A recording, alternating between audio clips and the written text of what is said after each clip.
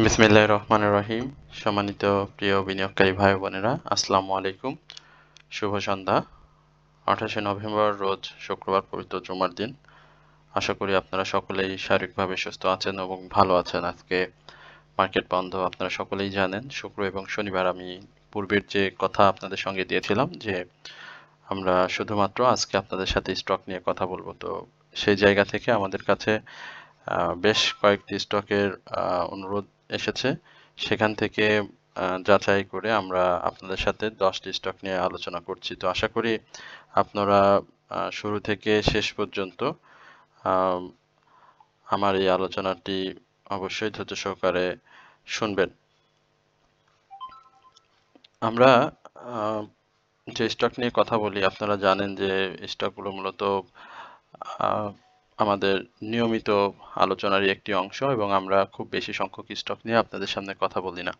তো স্ক্রিনে আপনারা দেখতে পাচ্ছেন যে স্টকটি নিয়ে, সেটি জেড ক্যাটাগরির একটি স্টক এবং এই স্টকটি ফাইন্যান্স সেক্টরের। আপনারা নিশ্চয়ই দেখতে পাচ্ছেন বিডি ফাইন্যান্স, ফিনান্সিয়াল ইনস্টিটিউশনের এই স্টকটি খুব ভালো একটা প্রফিটে বিনিয়োগকারীদেরকে নিয়ে গিয়েছে এবং ভালো একটা প্রফিট দিয়েছে। এই জায়গাটাতে আমরা আবারও এই স্টকটি নিয়ে আপনাদের সাথে আলোচনা করব। বর্তমান পরিস্থিতিতে এই স্টকটি আসলে এন্ট্রি নেওয়া যায় কিনা বা এই ধরনের এই স্টকটির সামনে কি ধরনের মুভমেন্টে আসবে সেটি আপনাদেরকে একটু জানানোর চেষ্টা করছি। আমরা বিডি ফাইন্যান্সকে দেখতে পাচ্ছি খুব আপস অ্যান্ড ডাউনস এর মধ্য দিয়ে যাচ্ছে, অর্থাৎ ওঠানামার মধ্য দিয়ে যাচ্ছে এবং প্রত্যেকবারই সে তার হাইটাকে ব্রেক করছে। আপনারা যারা নিয়মিত বিজনেস করেন, আপনি দেখেন যে এই জায়গাটাতে স্টকটি যখন রান করলো একটা সাইডওয়েজ মুভমেন্টের মধ্য দিয়ে 7 টাকা থেকে 9 টাকা 80 পয়সার এই জায়গাটাতে এসে একটা 10 টাকা 90 পয়সা এবং ধাপে ধাপে দেখেন মুভমেন্ট করে যাচ্ছে এবং এখানে আবার মুভমেন্ট, এখানে আবার একটু কারেকশন, আবার মুভমেন্ট, একটু correction, movement, correction, movement, correction দিয়ে আবারও মুভ করতেছে। তো এই জায়গাটাতে এসে সে ইনসাইডার ডাউন ট্রেন্ড ক্রিয়েট করেছে এবং এই ইনসাইডার ডাউন ট্রেন্ড ক্রিয়েটের ফলে যেটি হয়েছে যে সে সরাসরি সেল সিগন্যালে চলে গিয়েছে, তাই না? তো এই জায়গাটাতে আমার কাছে স্টকটি এখন পর্যন্ত খুব ভালো সাপোর্ট যেটি সেটা কিন্তু বিবেচিত হয়নি। এখানে একটা ভালো সাপোর্ট অবশ্যই আছে, সেখানে যদি আপনারা এন্ট্রি নিতে পারেন তাহলে স্টকটি থেকে অবশ্যই প্রফিট পেয়ে যাবেন। এই জায়গাতে আমরা একটা শক্ত সাপোর্ট যেটি বলি যে 13 টাকা 90 পয়সা, এই জায়গাতে স্টকটির একটা ভালো সাপোর্ট রয়েছে এবং এই সাপোর্ট জোনে যারা বাই করতে পারবেন তাদের আমি বলবো যে অবশ্যই স্টকটি থেকে খুব দ্রুত প্রফিট পাওয়া সম্ভব। তবে এটি জেড ক্যাটাগরির স্টক, সেক্ষেত্রে অবশ্যই আপনার আরো বাই করার ক্ষেত্রে আরো বেশি আহ, বিচক্ষণতার পরিচয় দিতে হবে। থার্ড কোয়ার্টার ইপিএস যেটি ছিল এটিও ভালো এসেছে এবং পাবলিক হোল্ডিং শেয়ার সংখ্যা কিন্তু অনেক বেশি, সুতরাং ভলিউমের বিকল্প নেই। তো এই মুহূর্তে কিন্তু তার ভলিউমটা কিন্তু খুবই কম। আপনি যদি আহ 19শে নভেম্বরের কথা দেখেন যে যেখানে তার 20 পয়সার মতো প্রাইস আপ হয়েছিল, এই যে এই জায়গাটাতে দেখেন যে এখানে কিন্তু সে হিউজ পরিমাণে প্রায় 13,96,000 ভলিউম করেছিল। তো সেই জায়গার পরে কিন্তু স্বাভাবিকভাবেই দুর্বল ক্যান্ডেল এবং এই দুর্বল ক্যান্ডেলের পরেই কিন্তু সে একটা ছোট কারেকশন দিয়ে আবার আপ ট্রেন্ডে গেছে। এখানে ইনসাইডে ডাউন ট্রেন্ডের পরে আমরা এই জায়গাটাতে যেটি বললাম যে সম্পূর্ণ খুব ভালো একটা সাপোর্ট আমরা প্রত্যাশা করছি এবং সেই সাপোর্ট থেকে স্টকটি ঘুরে যাবে এবং স্বাভাবিকভাবেই আমরা প্রফিট টেকিং জোন যদি আপনাকে বলি তাহলে 15 টাকা 40 পয়সার উপরে যখনই সে ব্রেক দেবে তখনই কিন্তু সে 17 টাকা থেকে 18 টাকা এবং 17 টাকা 90 পয়সার যে হাই রয়েছে সেটাকে ব্রেক করে নতুন ইয়ারলি হাই ক্রিয়েট করার চেষ্টা করবে। সুতরাং আপনারা এই স্টকটি দেখতে পারেন। আমরা এরপরে আপনার সাথে যে স্টকটি নিয়ে কথা বলবো সেটা হচ্ছে পপুলার লাইফ। লাইফ সেক্টর একটা খুব গুরুত্বপূর্ণ একটি স্টক যেটি আমরা পূর্বেই আপনাদের সাথে বারবার আলোচনা করে আসছিলাম। স্টকটিও কিন্তু এখন খুব ডিমান্ড তৈরি করেছে বিনিয়োগকারীদের মধ্যে, কারণ সে যে ধরনের লো করেছিল সেই লো থেকে খুব চমৎকার ভাবে ব্যাক করেছে, যেটি আমরা 37-38 টাকা এই লেভেলে দেখেছিলাম এবং সেখান থেকে আবারও সে মুভমেন্টে ফিরে এসেছে। এই জায়গাটাতে খুব স্বাভাবিকভাবেই এই 43 টাকা 50 পয়সাটা ব্রেক প্রয়োজন এবং সে ব্রেকটা হবে 43 টাকা 80 পয়সায়, বা আমরা যদি সমান সমান একটু বলি তাহলে 44 টাকা। এবং এই ব্রেকটা যখনই সে ভালোভাবে করতে পারবে, আমরা ভলিউম সহ, সত্য হচ্ছে ভলিউম সহ করতে পারবে, তখন আমরা কিন্তু এই স্টকটাকে 48 টাকা এই জায়গাটাতে খুব সহজেই দেখতে পাবো। 46 টাকা 40 পয়সা এবং পরবর্তীতে 48 টাকা। এবং এই 48 টাকা যখনই সে ভেঙে ফেলবে, সে হর হামেশাই সে 52 টাকা 54 টাকা 58 টাকা 56 টাকা এই লেভেলে মুভমেন্ট কিন্তু ধাপে ধাপে করে সে আরো ভালো প্রাইস অ্যাকশন করবে। তো আমি বিনিয়োগকারীদেরকে বলবো যে অবশ্যই আপনার ব্যবসায়ের এই জায়গাটাতে ঝুঁকি অবশ্যই রয়েছে এবং ঝুঁকি মেনে আপনাকে বিনিয়োগ করতে হবে, কারণ আপনি মার্কেটের খারাপ ভালো সব পরিস্থিতি আপনি দেখে ফেলেছেন। সুতরাং আপনাকে স্বাভাবিকভাবেই ভয় ভয় না পেয়ে বা আহ, কোনো খারাপ সংবাদ, যেটা সত্য মিথ্যা আপনি কোনোটাই জানেন না, শুধুমাত্র শুনেছেন হতে পারে, এই ধরনের কথা শুনে সেল প্রেশার ক্রিয়েট করে বা আপনার হাতে থাকা শেয়ারটাকে সেল করে দেওয়া, লসে সেল করে দেওয়া, এই ধরনের কাজ থেকে অবশ্যই আপনারা বিরত থাকবেন।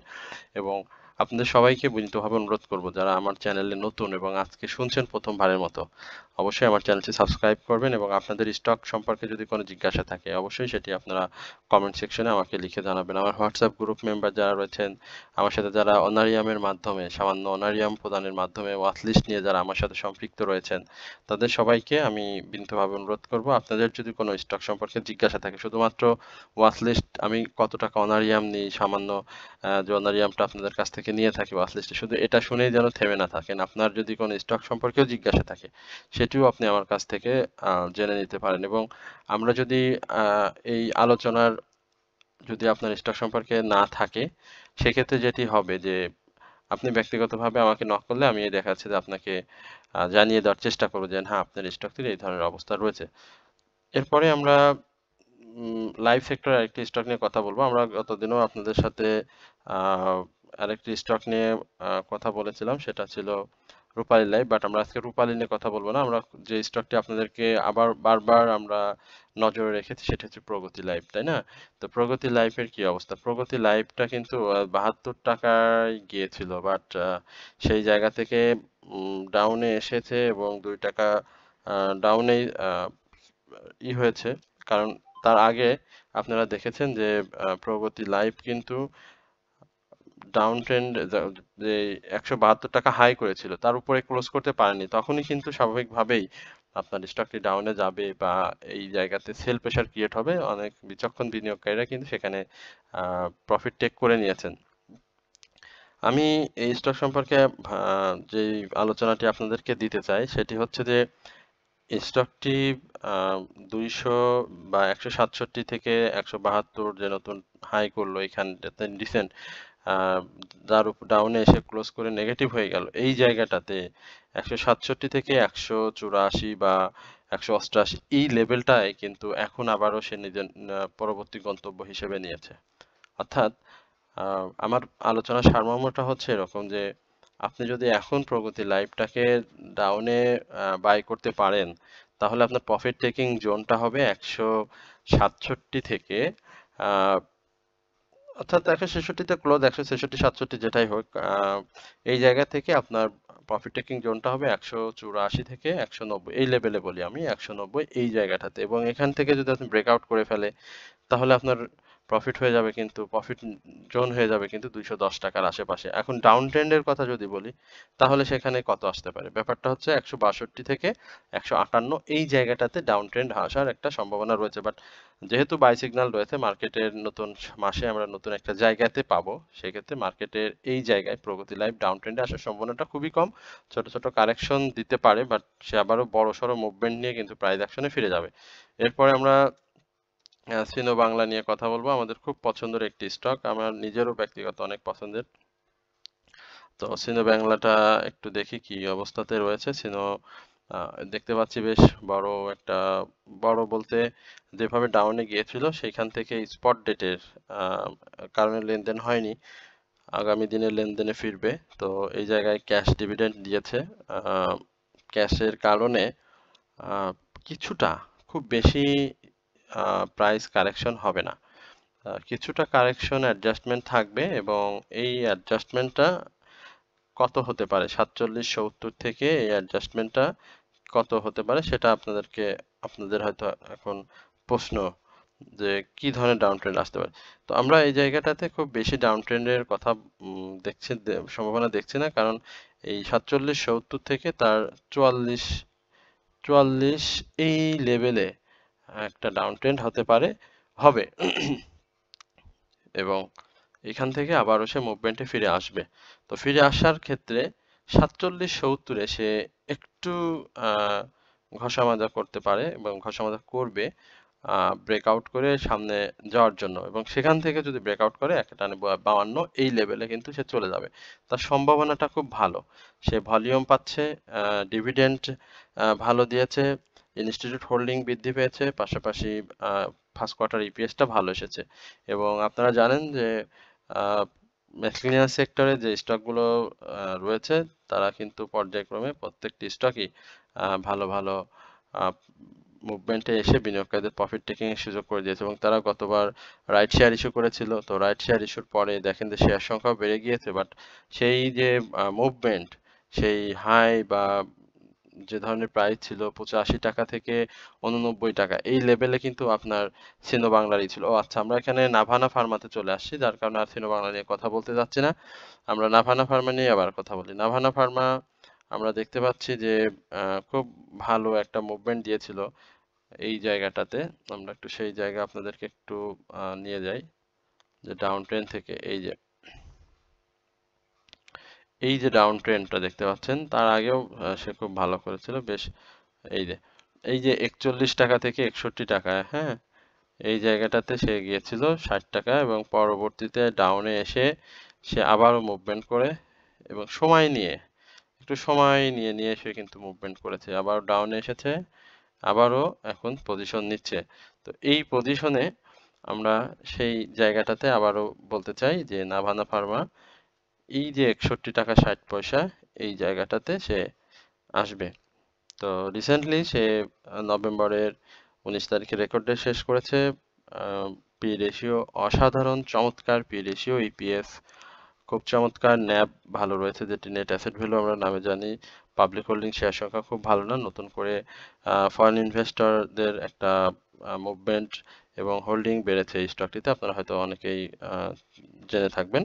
তো আমরা নাভানা ফার্মার ব্যাপারে আপনাদেরকে যেটি বলতে চাই যে নাভানা ফার্মা কিন্তু রানটা করেছে 47 থেকে, তাই না? তো 47 থেকে এসে 54 বা 53, 80 যে হাইটা করেছে, এই হাইটা ব্রেকআউট করা খুব ইম্পর্টেন্ট। সে গত অক্টোবরের 29 তারিখে কিন্তু এখান থেকেই সে ডাউন ট্রেন্ডে এসেছিল, অর্থাৎ সেই ডাউন ট্রেন্ডটা কিন্তু প্রাথমিকভাবে 51 এবং 51 থেকে 47 এই জায়গাতে এসেছিল, এবং এখন এই জায়গাটাতে যদি সে ব্রেকআউট করে তাহলে আমরা 55 টাকা 50 পয়সার উপরে স্টকটিকে দেখতে পাবো, এবং সেখান থেকে ব্রেকআউট করলে 60 টাকার আশেপাশে আমরা অবশ্যই নাভানা ফার্মাকে দেখবো। তো নাভানা ফার্মা যাদের রয়েছে অবশ্যই মনে করি যে ভালো স্টক, এবং সেখান থেকে আপনাদের প্রফিটের সুযোগ থাকবে, আরএসআই বাড়ার সুযোগ রয়েছে, এবং এই জায়গাটাতে আমি মনে করি যে সামনের দিনে বাজার ওপেনের সাথে সাথে তার মুভমেন্টটাও চোখে পড়ার মতো থাকবে। তো আশা করি আপনারা এই বিষয়টি লক্ষ্য রাখবেন।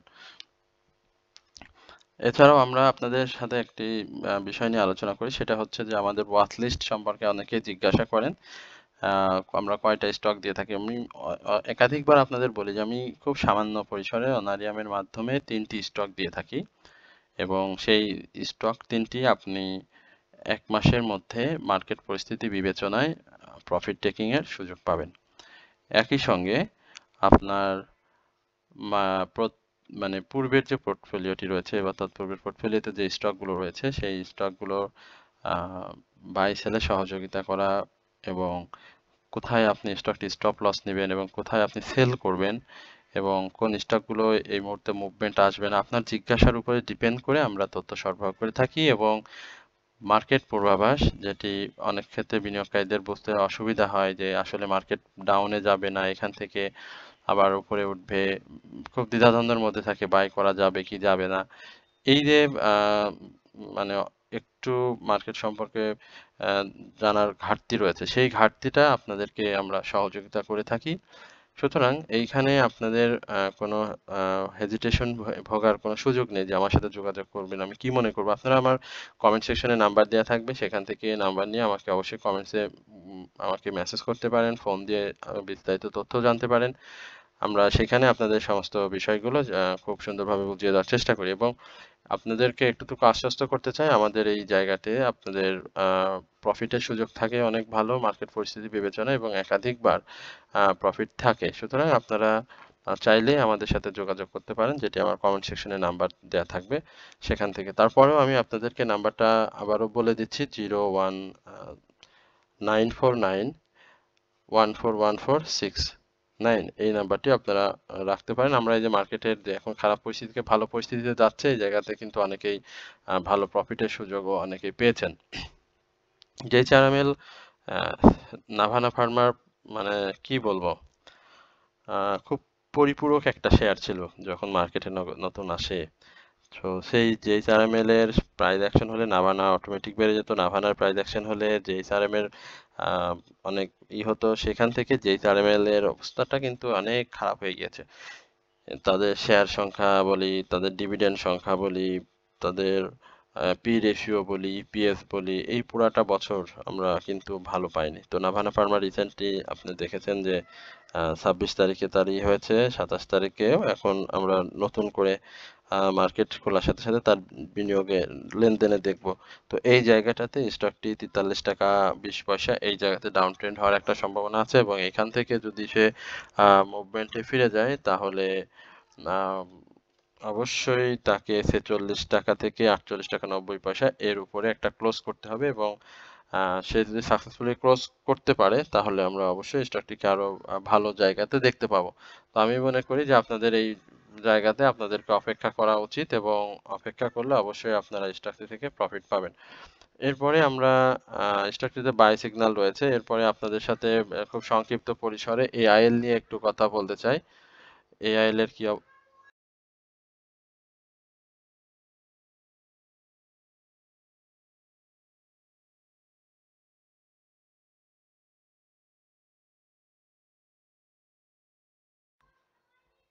এই পর্যায়ে টেক্সটাইল সেক্টরের একটি স্টক নিয়ে আপনার সাথে কথা বলবো, সেটি হচ্ছে এআইএল।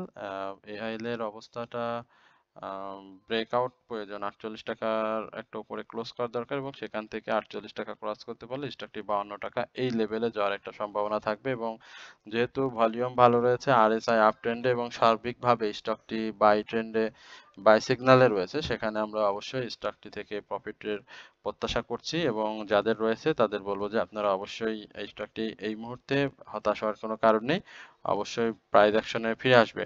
বাট এই জায়গাটাতে সে একটু ক্যান্ডেলটা একটু দুর্বল করে ফেলেছে স্বাভাবিকভাবে, বাট প্রফিট টেকিং তো হয়েছে, যার কারণে ক্যান্ডেলটা একটু দুর্বল হয়ে গেছে।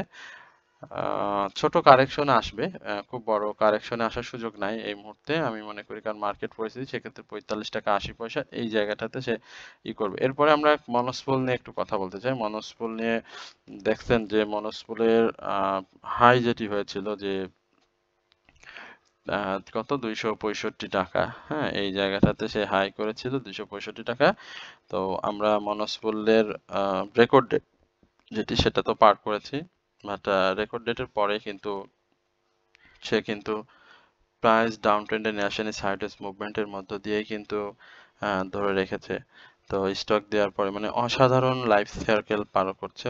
ইপিএস হিসাবটা খুব বেশি ভালো আসেনি, বাট এখানে শেয়ার সংখ্যা, তারপরে আপনার মুভমেন্ট সবকিছু কিন্তু ভালো রয়েছে। আমরা এই জায়গাটাতে আহ, অবশ্যই 106 টাকা, যেটি আহ, ছোটখাটো একটি বাধা, তো এই বাধাটা আমরা খুব বেশি বড় করে দেখছি না, আমরা 110 টাকা 112 টাকা এই জায়গাটাতে আমরা একটা বড় বাধা দেখছি। তো এখান থেকে সে যখন ব্রেকআউট করবে তখন কিন্তু সে আহ, ভালো করবে, এবং অসম্ভবভাবে সে ভালো করার চেষ্টা করবে, এবং সেখানে 112 টাকার উপরে ক্লোজ হলেই আমরা নেক্সট যে গন্তব্য হবে স্টকটির, সেখানে আমরা স্টকটিকে মনে করি যে 125 টাকার আশেপাশে এই জায়গাটাতে সে তার মুভমেন্টটাকে তখন স্লো করবে। তার আগে কিন্তু সে স্লো করার কোনো কারণ আমি মনে করি থাকবে, কারণ তার ভলিউম রয়েছে এবং তার হিস্টোগ্রামের বার, মার্কেট সবকিছুই এখন পক্ষে রয়েছে এবং রেকর্ড ডেটও ক্রস করেছে। আর সামনের দিনগুলো আমি মনে করি যে অবশ্যই মানুষগুলোর জন্য ভালো একটা সময় আসবে এবং যাদের থাকবে তারা অবশ্যই ভালো করে। আমরা বিসেসারি যেটি বলছিলাম, বিসেসারি নিয়ে আমরা কথাও বলেছি একাধিকবার। বিসেসারির এখন পরবর্তী গন্তব্য হচ্ছে 55 টাকার উপরে। 55 টাকা ক্রস করলে আমরা 57 এবং পরবর্তীতে তার আবার 60 টাকার আশেপাশে দেখবে। বিসেসারি যাদের রয়েছে সম্ভাবনাময় শেয়ার একটু, কারণ সে যে জায়গা থেকে এসেছে সেই ক্লোজটা এখন আহ শেষ এবং এখন আবার উত্থানের সময়। এই উত্থানটা যদি 57 টাকা ক্রস করে তাহলে আমরা 61 থেকে 65 এই লেভেলে দেখবো। বাট যেহেতু এখন 53 টাকা রয়েছে, এই জায়গাতে ছোট ছোট বেশ কিছু বাধাও রয়েছে। সেই বাধাটা ক্রস করতে হবে, বিশেষ করে 55 টাকার উপরে একটা ক্লোজ করতেই হবে তাকে। 55 টাকার উপরে একটা ক্লোজ এবং 59 এই লেভেলে সে নেক্সটে সে মুভমেন্টে থাকবে প্রাইস অ্যাকশনে, যেহেতু তার আরএসআই বাড়ার সুযোগ রয়েছে এবং ভলিউমটাও ভালো আছে। এরপরে আমরা নিয়মিত স্টক আর একটি স্পেশাল, এটি নিয়ে আপনাদের সাথে একটু কথা বলি। স্পেশাল এর এইখানে জানেন যে প্রফিটিং হয়েছে, তো এখন সে একটু কারেকশন জোন থাকবে, এটা স্বাভাবিক এবং সেই কারেকশন জোনটা 53 টাকা সমান সমান এবং সেটা যদি রেসপেক্ট না করে তাহলে আরেকটু নিচে আসার সম্ভাবনা আছে। সেক্ষেত্রে 52 টাকা 40 পয়সা এই জায়গাতে আসার সম্ভাবনা থাকবে। বাট যেহেতু ভলিউমটা ধরে রেখেছে এবং